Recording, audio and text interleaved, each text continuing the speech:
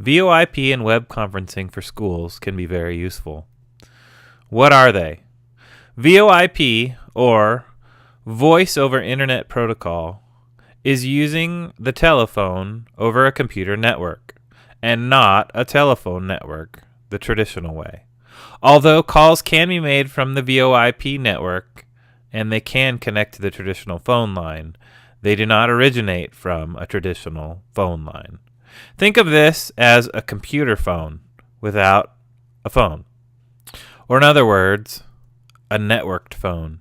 It's very useful in that it avoids the billing of the phone company and ties you to more creative, competitive entities.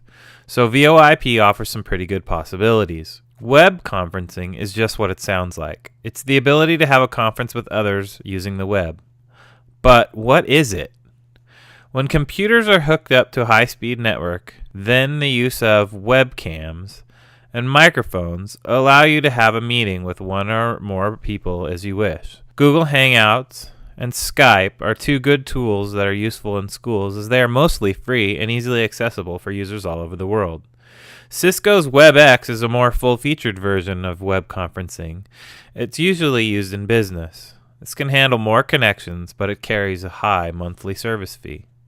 So, now that you have an idea what these tools are, why would they be useful in schools? Well, for students, VOIP and web conferencing can open up a whole new world. It can take what you do in your class and find new ways to connect it to your students and others not in your class. You can use it to capture your screen and create instructional videos and tutorials that can help students get ahead or catch up, or even flip your classroom and completely change the classroom as usual. Students can use these to collaborate and share their work with others as they need to work together, or just to ask each other for help. It allows students to contact their teacher at times that were not possible before these tools. It can facilitate a teacher-to-student peer mentoring, and is usually one of the pivotal tools in blended learning. Once you realize the benefit that these technologies have for students, you can also see some of the benefits that they can have for teachers as well. The first questions that teacher needs to ask is, how will you grow?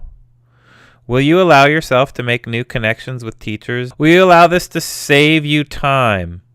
If you will, then these two technologies are only limited by your own willingness to learn and your creativity. The sky is the limit. The other uses for these two technologies are almost limitless.